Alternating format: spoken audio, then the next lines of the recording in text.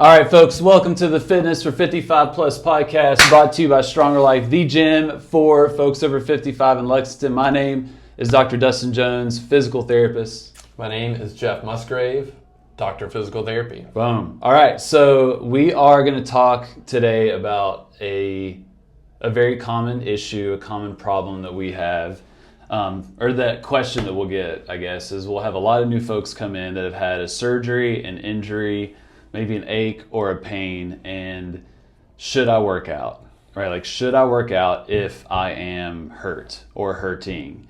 And we, I think, take kind of a unique perspective that a lot of folks may not necessarily think about, or they may not hear a lot from other healthcare providers. And so we are avid, and we'll tell you why, but to go ahead and get it out there, one of the worst things that you can do when you're hurt is to not work out. It's to stop exercising. That's one of the worst things. So we're big advocates to continue to work out even in the presence of an injury.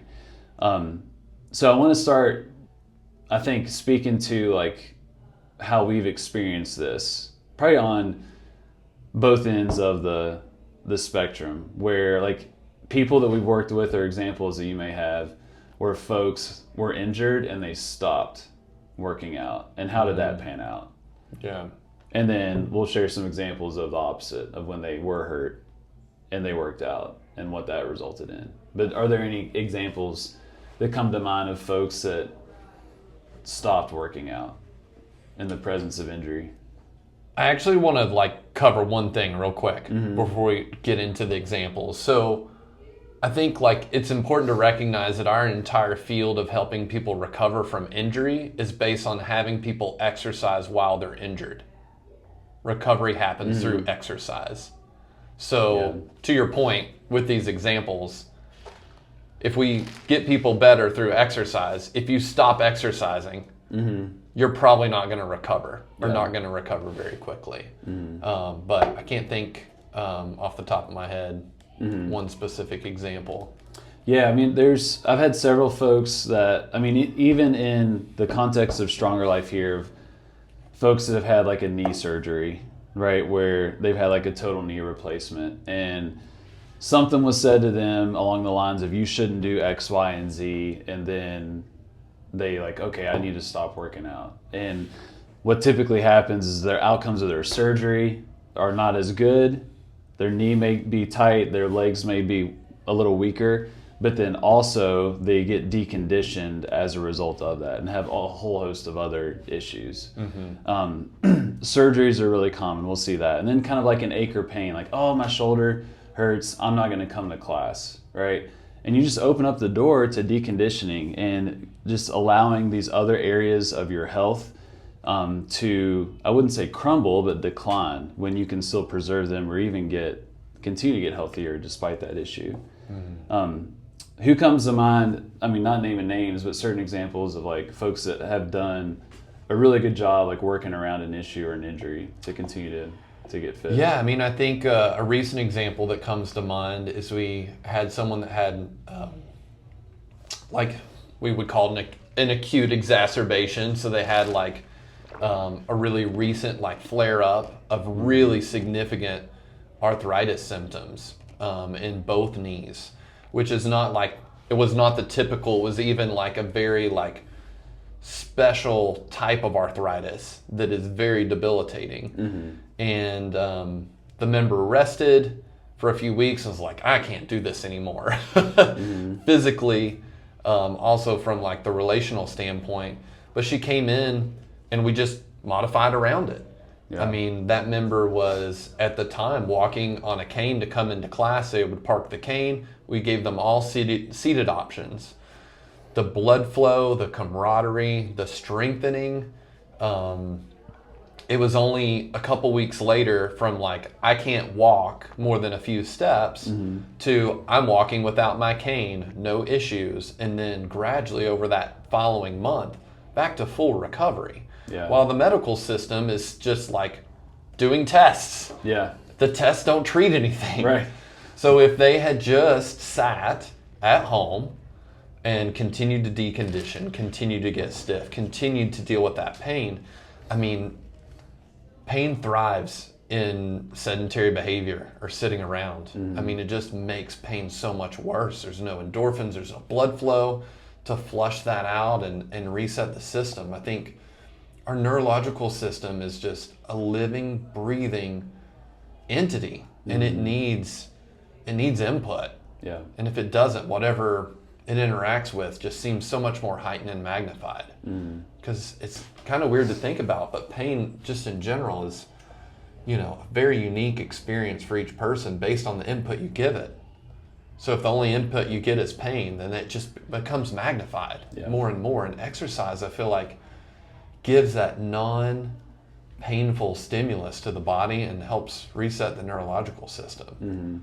The phenomenon, if people want to have something to help them go to sleep at night, central sensitization, you know, is a term where it's just like, if you don't get that input, it can really make things worse. And I think exercise helps fight that. And the fun part, I think, for us as coaches is the being able to give someone options so they can work around that pain so they can continue to move.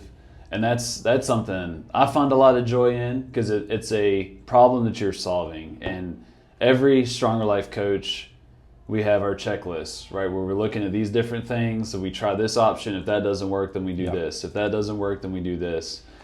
And we've got basically an algorithm that Jeff has trained everyone up in, to where we've handled that person you're talking about with the cane to someone that had a freshly removed port from their upper arm that they couldn't use their entire arm. To walking boot fracture. Walking boot. Unrelated to class.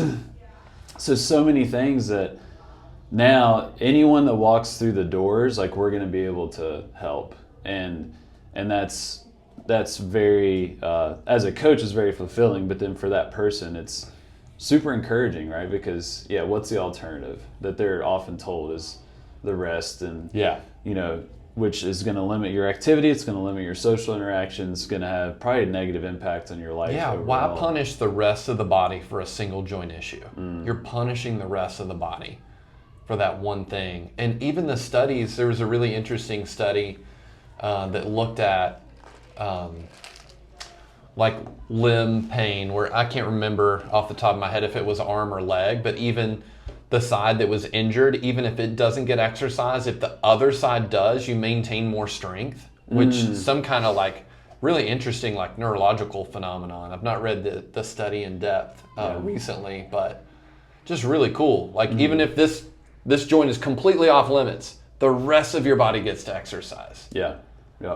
And I think that also speaks to some of the kind of bigger systemic effects of exercise that, you know, that if I'm just getting my heart rate up and I'm working other areas of the body, like, kind of your whole body is going to benefit in some way, shape, or form. Including the injured joint. Even if it doesn't get direct exercise, it gets all the indirect benefit. The nutrients, flushing out inflammatory agents.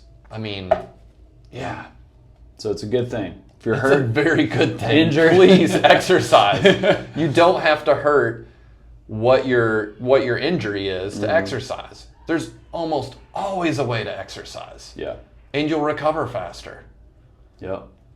So I think for a lot of listeners or viewers, they're probably asking, well, what if, you know, my back or my right knee or my right foot hurts? Like, what can I do, right? So those questions, drop them in our Facebook group, because we can provide tons of options for folks and ideas of how to modify activities or exercise that you know you need to do or want to do, or just like a new routine or equipment recommendations. There's lots of tricks that we use here at Stronger Life that we provide our members that we could also, you know, mention to you as well. So go into our Facebook group. That's Fitness for 55 Plus. If you search that in Facebook, just request to join. We're in there. We publish our podcast episodes. There's about 1,000 other individuals from all over the world that are over 55 that just want to live a better, a stronger life. And we'd love to help you kind of troubleshoot your issue, your injury, whatever it is you're dealing with.